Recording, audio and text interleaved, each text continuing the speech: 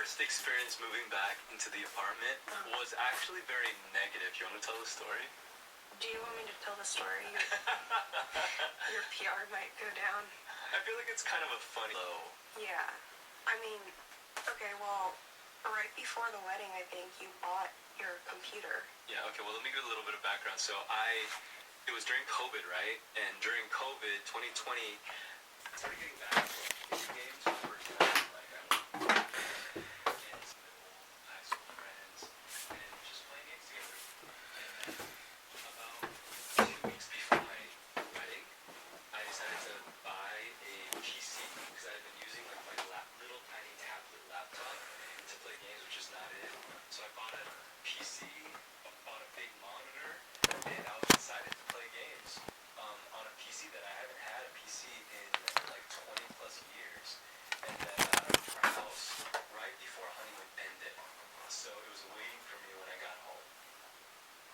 Is this where you passed me the phone? Yeah, I set it up, started playing games with my friends. Yeah. I have a feeling that a lot of girly pops who are listening and watching feel this deep in their hearts because there's no way this is an uncommon experience. Yeah. Yeah, so first week of official marriage after the honeymoon, and I married this guy thinking, wow, he doesn't play video games, green flag. I thought you were just this like warm, great posts, and listens to audiobooks, and like, oh my god, he sets it up and that was all good, but then like first night, probably second or second First night. Oh good god. Well, the first whole day after setting it up. Right. And our apartment's not even fully furnished. We don't have a couch outside. We have a mattress in the room with a bed frame. And I'm a very light sleeper. And you know what? I'm a chill wife. I'm gonna let Lillian play. You just got back in the first week. I'm gonna let Lillian play. I'm trying to sleep. Screen's obviously like bright and blinking. Bad idea to put the computer inside a bedroom. Yeah. Keyboard clacking.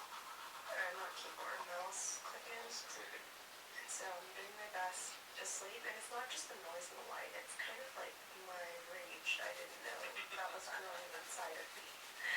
I was like, wait, like, he's a grown man. He would know when's a reasonable time to stop playing. Maybe 3 hours is normal, but he just got the computer. He could play for another hour or two. 5 hours, yeah, that's a big binge. And so I figured around like 3 a.m. he might come to bed.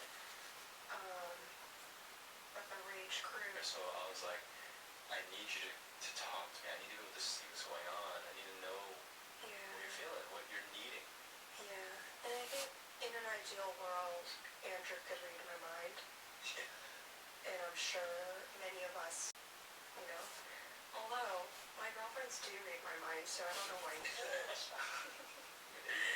Whenever I tell Eddie stories, like, they already understand how I felt, and I feel so seen. I'm like, oh man, this is so toxic, because I love that they knew already without me saying it. But that's not healthy, you guys. Something will happen at work, and I'll be like, oh, so you felt like they were trying to get credit for that thing that you're supposed to do. You're like, no, that we would be in trouble. Yeah. Right. And so, yeah, it took a lot of work and a lot of practice. It went from me, again, like you said, not saying anything at all, sometimes for days. Maybe it went for weeks. Not like not talking to him, but just like not addressing what had just happened. And that will boil up, it'll pile up, and then it becomes this really big thing later on. And it's called resentment. Yeah. And that's what can lead to divorce in the long run. And so нэг л их зовж байгаа юм шиг баахан юм биччихсэн мөртлөө яг үнэндээ би зовж байгаа юу? Хүмүүс өдрийн тэмдэглэлтэй өөртөө хүртэл худлаа ярьдаг болохоор өнгөрсөнд яг үнэндээ би юу болсныг хаанаас олж мэдэх вэ? Үгүй ямар тип юм бэ?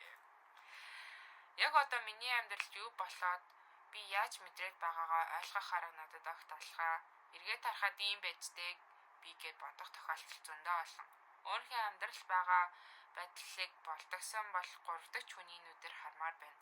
Яг кино үзэж байгаа юм шиг энэ киноны энэ дүр ийм зан характертай ийм юм бодож сэтгэж явдаг хүн сайн дөрөв муу дөрөв аль нь юм бол сайн муу гэдгийг мэдхийн тулд бүхэл амьдралаа зарцуулах хэрэгтэй юу? Сайн муу хар цагаан гэж байдаггүй юм болов. Харч биш цагаанч биш бол яах вэ? Би саарл гэсэн үг үү? Зинхэр өнгө байж болох уу? Хэрвээ би зинхэр өнгө байсан бол төрхтөө зөөлөн зинхэр байсан. Ямар ч үүлэхгүй цэлмэг тэнгэр шиг. Би хэрвээ би зинхэр өнгө байсан бол төрхтөө зөөлхөн зинхэр байсан. Ямар ч үүлэхгүй цэлмэг тэнгэр шиг. Өсвөр насндаа үүлтэй ууртай тэнгэр. Өтлгөөсөө өмнө гүн зинхэр өөр дээрээ дүүрэн гэлэлцэн одтой тэнгэр байсан болох байх. Од болгоно нь миний дурсамж мэдлэг амьдралтай утсан туршлага минь харахгүй одоо би харин ямар зинхэр ямар тэнгэр юм бол ууртай бол үүлтэй жаргалтай бол нартай 50 бол ягаан гонигтай бол шиврээ бороотой өөртөө бол урам хугарсан бол аадар бороотой дахиад л хадуураа дэвчлээ ямартай ч би одоо юу мэдэрч яах ёстойгоо мэдэхгүй байна би яг өөрийнхөө хувьд хин юм бэ гинэ. Яг үнийг хэлэхэд би энэ яг нөгөө коллежийн ихний курст орсон байсан аахгүй юу. Би ингээд анх Японд ирэхдээ Момшуу гэдэг тэтгэлэг авч ирж ирсэн. Тэгээ одоо ч гэсэн би Момшуугийн аюутан. Тэгээд би Момшуугийн тэтгэлэг авахдаа ингээд ер нь их сургуультанд бэлтэж байгаа. Тэгээд нөгөө корона биш COVID-19 гараад тэгээд тэрнээс хорлоод амар distracted болсон гэх юм. Би ер нь хичээлээ амар өлегтэй хийгээгүй заяа. Яг үнийг хэлэхэд Альсвал угаасаа би ер нь өөрийнхөө гаргасан effort-ийг хизээч ингэж үнэлж чаддгүй болохоор яг тэг санагдчихэж магадгүй. Тэгээд ер нь бол миний сурсан одоо 10 жилээ төгсөн сургууль маань 11 дахь сургууль гээд амар их тоо бодволтой сургууль байсан байхгүй юу. Тэгээд ингээд ер нь бол би тооныхоо мэдлийн хувьд ингээд тоогоороо л ингээд яг дундаж хөөхөд байсан. Тэгээд ингээд манай ангийнхан баг ихэнх нь Момшуу өгч байсан заяа. Тэгээд ингээд амар мундгууд нь ингээд их сургуулиар өгч байгаа. Тэгээ угаасаа шинэ Монголын хүүхдүүд чинь амар их Момшоо авдаг. Тэгэд ингээд ер нь бол манай сургуулиас хүүхдүүд Costner амар их авдаг байсан аахгүй юу. Тэгэд ингээд надад ерөөсөө пиццгийн basic knowledge байхгүй. Тэгээ би ингээд яг пиццэг яг манай сургууль пиццгийн гүнзгийлтэй. Гэтэ би ингээд пиццэгтэй амар дургүй байсан заяа. Яагаад ч юм. Энэ бол багшаас л авсан. Манай ангийн хүмүүс бол манай багшд амар дуртай. Гэхдээ манай багш бол надад жоохон traumatic байсан. Тийм. Гэтэ яг би л дуртай хинжилж чадахгүй. Зүгээр л надад амар жоохон амар санагддаг байсан. Гэтэ одоо л нэг амар биих байхгүй л тийм. Тэгээд ингээд их сургуулиар өгч чад би нөгөө юугаар өгсөн байхгүй. Semongaku гэдэг specialized college гэдэг юугаар нөгөөд тэгэд ингээд хүүхдүүд угаасаа Costner явчаад ингээд техник коллежид 3 жил сурчаад дахиж ингээд тэтгэлгээ сонгуулаад 2 жил сураад их сургуулиуд төгсдөг байхгүй. Тэгэд ингээд коллежоор төгсгöd бас ингээд тэгж болдог байсан. Тэгэд ингээд би коллежтаа ингээд хэлний бэлтгэлээ төгсөөд коллежтаа орсон чинь коллежт маань ингээд ойлгохтой юм үзэхгүй. Тэгэд ингээд амар их Япон хэл дээр үзээд тэгээд ингээд эргэн тойрны маань хүүхдүүд ч гэсэн ер нь ингээд бизнесийн коллеж байсан болохоор ер нь аль жоохон Япон хүүхдүүд амар гонигтай гэх юм амар их Япон хэл гинт амар хэрэгтэй болоод тэгээд би ингээд өдөр алхан амар тэнэг юм шиг санагддаг байсан заяа. Ингээд ном мэдрэг бүгдийг нь уншиж чадахгүй ингээл бүр ингээд нэг sentences бараг нэг өгүүлбэрээс бараг л 4 үг хараал тэгээд энэ ч хандтай болохоор ингээд бүр яг зүгээр л яг бүр үнэхээр бичих хүсэг таалагддаггүй юм шиг санагддаг байсан аахгүй. Тэгээд яг ингээд миний сурна би юм сурах гэж ирсэн юм уу гэдэг яг ингээд нэг тийм хэцүү байсан үг. Тэгээд бас дээрэс нь надад бас ингээд ормоор санагддаг байсан тийм сургуулиуд байсан байхгүй юу. Гэхдээ ингээд чадах болов яах вэ гэл эргэлзээд тэгээд ингээд амар хэцүү байсан үе. Тэгээд би энэ үеийг бол одоо тавсан. Би одоо их сургуультаа орсон 3 дугаар курсыг төгссөн. Одоо 4 сар 4 дугаар курс болно гэхээр тийм ээ. Энэ үе бол ойлгож байна. Үнэхээр хэцүү байсан. Тийм. Хөрхийн минь ямар сандал юм бичихвдээ. За тэгээ ностальжа гэж юу вэ? Тал бичих харахгүйгээр шууд орчуулах юм бол татан танил мэдрэмж ямар нэгэн өнгөрсөн цаг үетэйгээ холбоотой зүйл харж сонсож мэдрэхээр төрдөг санагалцсан мэдрэмж гинэ. Харин болор талтай ностальжа гэдэг үг нь өнгөрснөө дурсан санах, их орноо санах, өнгөрснөө дурсахыг гонох гэсэн утгатай юм байна. Ягаад ч юм өнгөрснөө харахаар хичнээн хэцүү байсан ч ягаад ч татархах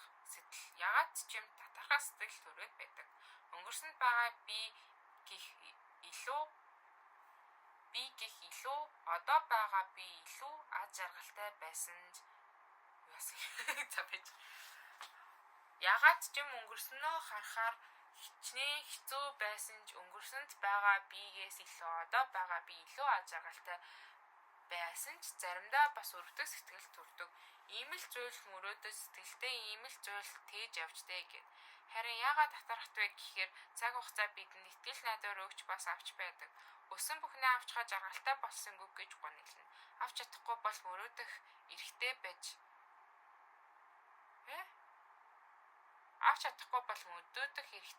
гэд гонилно. Яасан юм? Өнгөрсөнд хамт байсан ч алга болсон хүмүүсийн араас гонилно. Өөрийнхөө зарим нэг хэсгийг цагийн эрхэнд алдсанаа ойлгож нэг гонилно. Ямар ч тач гониглах дээрээ тулал гониж араас нь харамсах зүйл мандахгүй. Нэг л өдөр бүх зүйл өөр болох байх болт асуудаг юм бэ. Надаас болсон юм болов. Хүмүүс анх сайхан сэтгэл төрүүлэх амархан ч гэсэн цагийн эрхэнд бүх зүйл тодорхой болдог. Тэр хүн чамайг хин гэж харж байна хүндэлдэггүй үгүй юу гэдэг нь бүх чамтай харилцаж байгаа хандлага харж бүх зүйлээс мэдрэгддэг. Чамд дургүй хүмүүсийг өөртөө дуртай болгох гэсний хэрэггүй. Тэр хүн чинь чиний дуртай хүн л биш бол. Гэтэ өөрийн чинь хүндлэхгүй байгаа хүнтэй ойрхон байх гэж чигээд жахавдаг гинэ.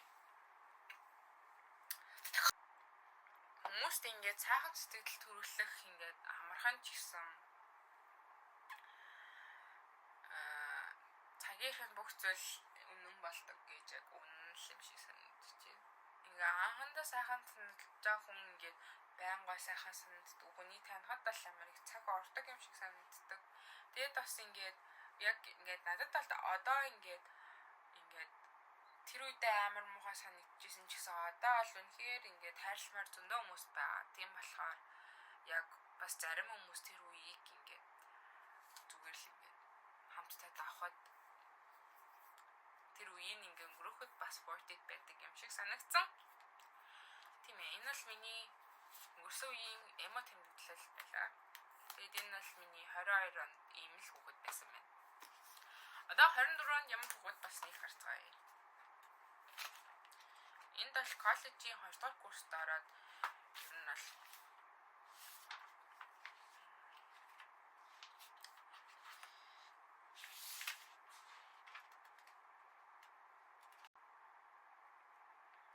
ингээд амар тийм би ингээ амар сайн хүн байх гэж амар хичээдэг байсан байхгүй юу. Тэгээд энэ дээрээс бас ингээ харагдаж байна гэж бодож байна. Энэ дээр жоохон муухай юм бичсэн байна. Гэтэ одоо л энэ л өнгөрсөн. Намайг уучлаарай. За энэ 1 сарын 13 гинэ. Those hard moments in friendship гинэ. Ингээд одоо найз нөхөрлийн дунд байдаг нөхөрлийн хэцүү үеуд одоо амар хэцүү байдалтай байна. Би энэ дуг ингээд амар дээр үед мэдчихсэн. Тэгээ манай найзууд дөнгөж тэр дуг олж сонсож байгаа. Би тэр дууны ямар хэлээр хийн дуусныг нь бүгднийг нь мэдэж байгаа ч гэсэн манай найз нэг сайн мэдэхгүй тэгээд бүгдийн бүр нэг тийм дуугаа надад сонсож байгаа нь болохоор өмчлөөд нэг л илүү мэддэг юм шиг загнаад байхаар миний их зан хөдлөөд байх юм. Илүү мэддэг юм шиг ямар ч тач энэ мухад зангав болмоор байна. Болоод зүгээр болох болов. Одоо тэгээ болохгүй гэж яах юм те. Достоевский ах хэлсэн байдаг таа гэж. Тийг эзэмсэн гэд тэрийг privilege эрх ям болгох нь буруу зүйл. Эрдэм мэдлэгтэй хүн байх, эрдэм мэдлэгтэй хүн шиг ажиллах хоёр өөр гинэ. Засрах хэрэгтэй аа нү. Ийм жижиг сажиг инээдтэй зүйлд их юм бодох хэрэггүй. Манай нэг найзын нэр байна. Надад өнөөдөр нэгсэн малгай өгсөн. Би баяртай байгаа. Энэ малгай нэхэх гэж зарцуулсан цаг хөдөлмөр ямар их болоо. Хэр их хүзүүн чилж нуруу нөхцөн бол. Ануу сайн найз баймаар байна шүү. Баярлаа. Манай найзын нэр байна. Тэс ухаантай байжээ. Гэтэл бас л хэцүү л гэсэн. Ер нь аль болсон. Гэтэ одоо л юм жаа тийм гэсэн. Чи яг хэн болох вэ? Ямар хуучин болоод яаж энэ амьдралаар амьдрахыг хүсэж байна гэж хүмүүс чамаас асуухад чи юу гэж хариулах вэ? Энийгээ юу хийж байгаагаа юу хийх ёстой мэдэж байгаа хүн шиг өөртөө ихтэй бас жаргалтай юм шиг дүрсгэнгээ би сайн хүн болно гэж хариулна. Тэгээд намайг сонсож надаас энэ асуултыг тавьсан хүмүүсийн талан гахна. Хизээч юм сонголт байсныг анзаараагүй явах орно. Тэгдэггүй ч байж магадгүй ч гэсэн би мэдэрдэг. Магадгүй би өөрөө тэр хүнээс эхэлж асууж хариултыг сонсцоход надаас асуухыг хүлээж байгаад аль эрт урдаас босцсон энэ хариултаа хэлнэ. Сайн хүн байх гэдэг хэлэх юм шүү дээ. Гэхдээ сайн хүн болох гэдэг ямар хэцүү юм бэ? Хаяада ялцгүй өөрийнхөө дотор байдаг чөтгөрүүдэд ялагдчих гээд байх юм. Хүмүүс хоорондын дунд гарсан үйл ялхалцал зөрчилдөөн болгоныг жинхэнэ учрыг олох гэж хичээх хэрэгтэй байдаг юм болов. Зарим нэг жижигхэн зүйлийг зүгээр л тавьж явуулж сурах хэрэгтэй юу? Яагаад ийм юм болов? Хаяада би надад цэвдэг хүйтэн сэтгэлтэй хүн шиг санагдав. Бусад шиг адилхан сэтгэл минь шаналдаг мөртлөө идэггүй юм шиг ажилладаг. Бусад хүмүүс төвхтэй хичээхгүй байгаа юм шиг баашлаад байгаа ч юм шиг санагддаг. Бусдын зовлон миний зовлон, өөрийнхөө зовлон гэж таахгүй явсаар байгаад хаяа хэн нэгэнд ярьж байж би заваад байгаа юм байна гэж бодно. Тэгж байгаад гинэт бүх зүйл сайхан байгаа ч юм шиг эргэн тойрондоо байгаа бүх хүнд өөртөө байгаа бүх зүйлтэй талархмаар санагдана. Хаяада бас надад сайхан сэтгэлтэй хүн байхгүй. Гинэн хонгоор амьтан шиг ажиллана. Ингээд бодохоор би олоо ааштай. Яах гээд байгаа нь юу хүсэж байгаа мэдэгддэг хүн. Юу хүсэж байгаа ямар байгаагаа мэдчихвэл сэтгэл минь арай амрах болов. Өөрөөсөө ичгээ болох болов гинэ. That is so deep. За энэ бол 24 оны эхэнд байна.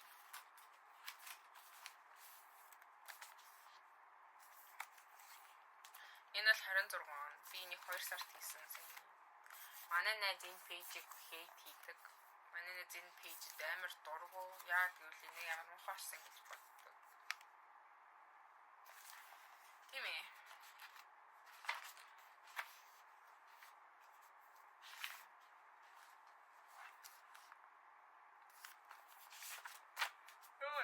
Галт үед тэтгэлэг тэмдэглэл шиг юм байна.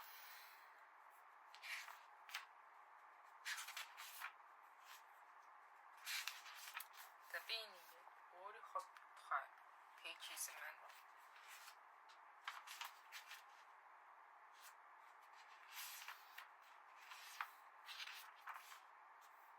Яг 24 онд угаасаа юм бичээгүй юм.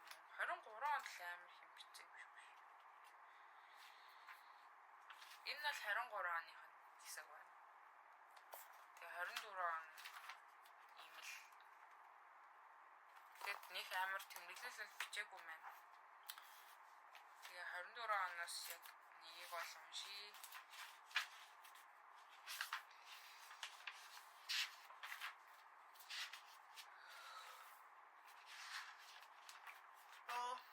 За сайн байна уу?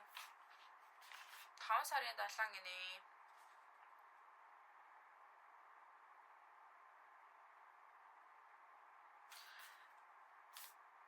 Сарын 5-нд бас Монгол байна. Тэгээд би өчигдөр найзтайгаа ярьлаа. Бид хоёр их юмны тухай ярьсан. Хороод дэлхий бид хоёрыг тойрж юу болж байна гэд ойрын үед болсон бүх мэдээлэлээ солилцов. Би бичлэг хиймээр байгаа гэдгийг хэллээ. Манай найз ч бас бичлэг хийж үзмээр байгаагаа хэлв. Тэгээд бид хоёр 6 сараас өмнө нэг бичлэг хийж YouTube нийтлэхэд болов.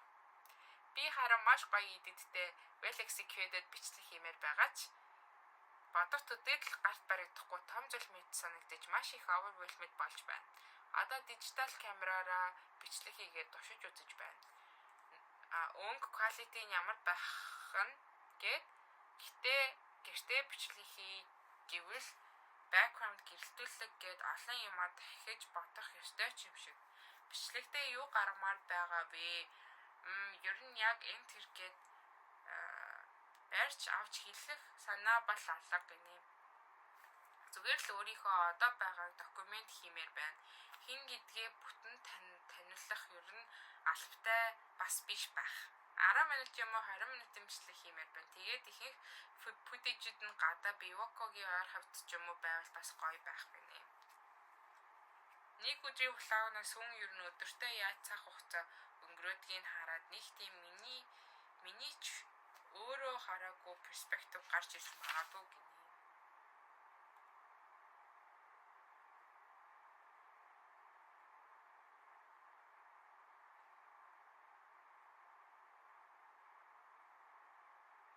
За.